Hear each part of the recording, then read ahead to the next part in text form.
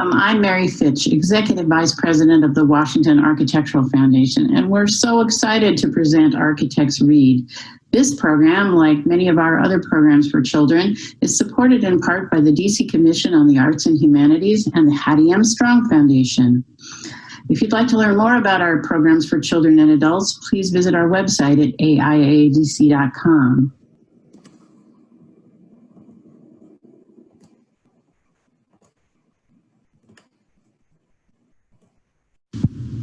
Hey everyone, and thanks for tuning in to this week's edition of Architects Read. For those who I'm meeting for the first time, my name is Ian Walker, and I'm an emerging architect here in our nation's capital. Just wanted to share a couple quick facts about me. First and foremost, I was born in Phoenix, Arizona, and moved here to Washington, D.C. to go to college to learn how to become an architect. The second thing you should know about me is that I have a mini horse. Well, she's really just a dog, a really big dog, but all my friends think she's a horse. Her name is Harley. And last but certainly not least, the thing you guys should know about me is that I have a school bus. But the school bus is not just any regular school bus. It's one of my first projects as an architect. Now, you might be thinking, do architects drive school buses? Well, no.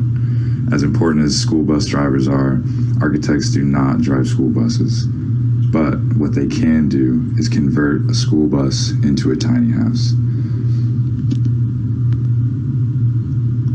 Take a look at these images here so you can see the transformation from before and after of me and my school bus. We can talk more about that project later, but I just wanted to give you a sneak peek as to where I'm reading this book from. Now, kids, it's important to note, not all architects work on converting school buses into tiny houses.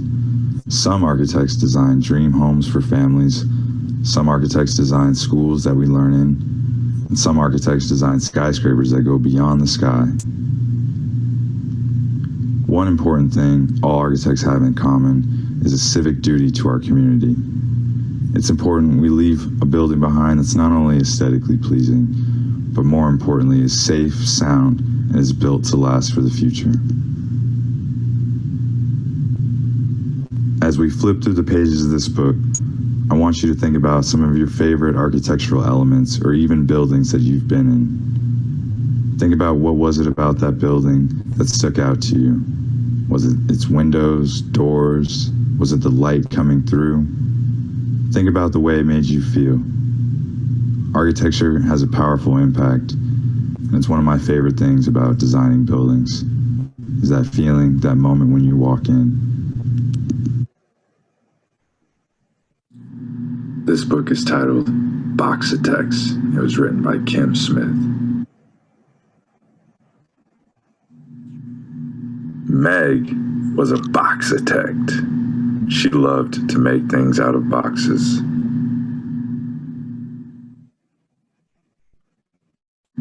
She loved making tiny houses, tall towers, and twisty tunnels. And she made marvelous things no one had ever seen before. Meg was proud of her work. She could make boxes into anything. Meg's mother was proud too. She thought Meg was brilliant and creative. So Meg's mother sent Meg to maker school, where she could be even more brilliant and creative. At maker school, there were blanketeers, spaghetti techs, tin foilers, and egg cartoneers. There was almost any kind of maker you could imagine. But Meg was the class's first boxitect, and that made her feel special.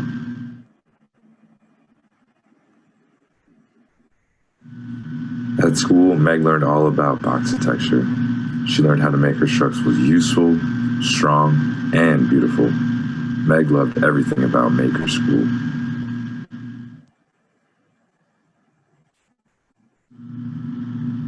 Until Simone showed up. Like Meg, Simone was new. She was also brilliant and creative. Worst of all, Simone was a boxitect too. And she was already making things Meg had never dreamed of. Class, Simone would point out ways Meg could make her constructions a little straighter, more wind resistant, and less boring. So Meg told Simone she should build things that were less bumpy, sturdier, and much prettier. On the last day of school, the class's annual maker match was held to see who could make the most amazing thing. There was just one rule. You had to work as a team. But Meg didn't want to work with anyone, and neither did Simone. The blanketeers built with the blankets and pillows, the Spaghetti-Techs built with pasta and glue, the Bacologist built with cake and frosting. But the Boxitects were not building at all. They were arguing. I want to make a treehouse, Meg said. No, I want to make a ship, Simone insisted. Meg drew a line down the middle of a very large box. I'll take this half, you can have the other. Fine, said Simone. Soon Meg noticed that her treehouse wasn't as large as Simone's ship, so she made her side taller and more impressive. When Simone noticed that Meg's treehouse was taller than her ship, she made her side higher and more extraordinary. Slowly, Meg and Simone's creation grew bigger and bigger. They both built and built until there wasn't a single box left. And at last,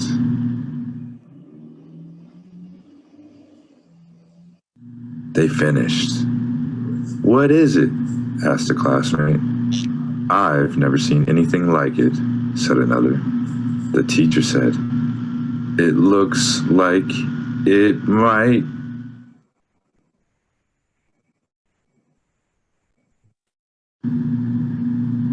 Achoo!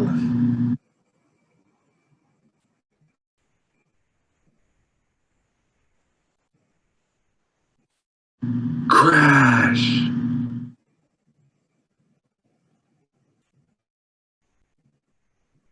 Your side was too wobbly, shouted Meg. Your side was too heavy, cried Simone. Oh dear, said the judge. The maker match was not over yet, but most of Meg and Simone's work was ruined. There were only a few parts left that could be saved.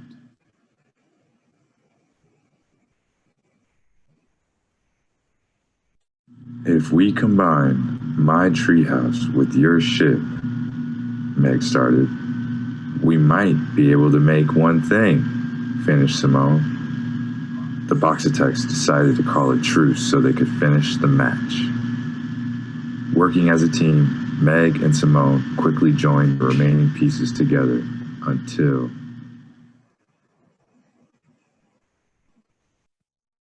they had created something new.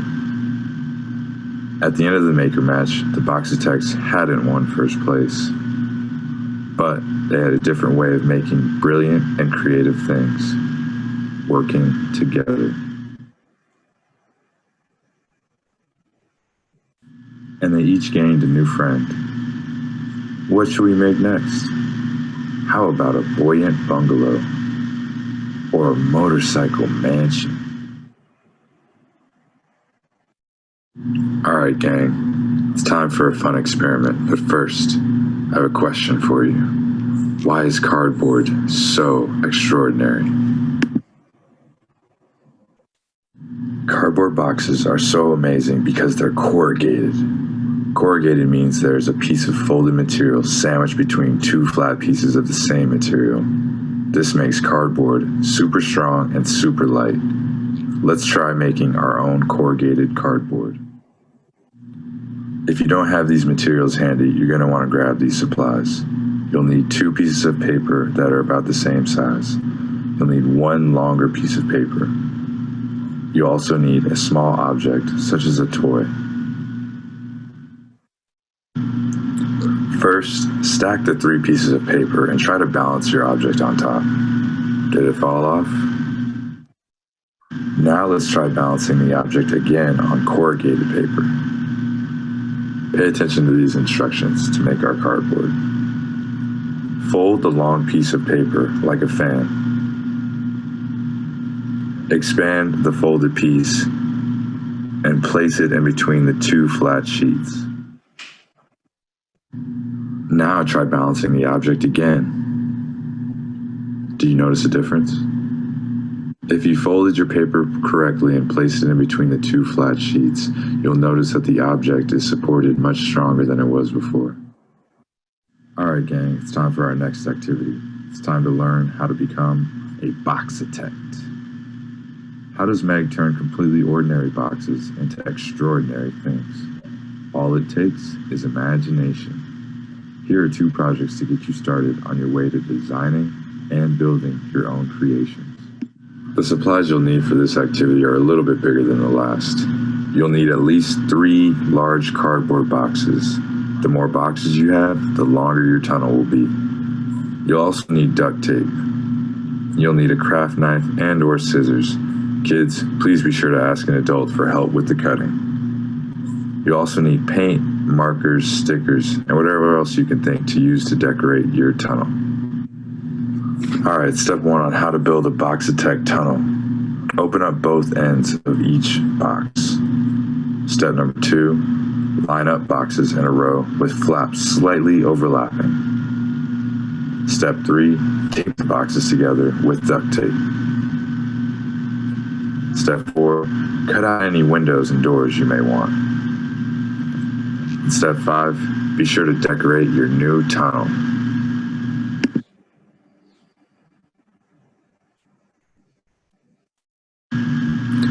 And last but not least, we get to learn how to build a Boxitect castle. Again, these supplies a bit larger than the last. You'll need 1 large cardboard box, 4 medium boxes, roughly similar in size. Again, you also need duct tape, scissors. Again, kids, please be sure to have your adult help out with the cutting. You also need paint, markers, stickers, etc. for whatever you want to use to decorate your castle. Also string or yarn. Alright, be sure to pay attention to these instructions on how to build a Boxitect castle. Step 1, open flaps of 2 medium boxes and tape the boxes together, forming a column. Do the same with the other 2 medium boxes. Step 2, tape the flaps at the top of the 2 columns and the flaps of the large box so the top flaps are standing up. Step 3, cut the tops of the large box and columns into a crown pattern. Step 4, draw an upside down U-shaped door on the front of the large box and cut along the line, leaving the bottom of the door attached and fold the door downward. Kids, be sure to have an adult help with the cutting. Step 5, at the top of the door, punch a small hole in either side of the doorway. Run a string through the hole in one side of the door and through the hole in the same side of the large box. Tie knots in both ends of the string to secure. Repeat on the other side of the doorway. Step 6, draw 2 windows on the top of the columns and cut out. Step 7, tape columns to large box if desired, and decorate your castle. All right, gang, that wraps up this week's edition of Architects Read. Again, my name is Ian Walker, and I just wanted to say I had a blast reading this story to you, and I hope to catch you guys this time next week for our next book and activity. I look forward to learning even more with you guys. Thanks again. Take care.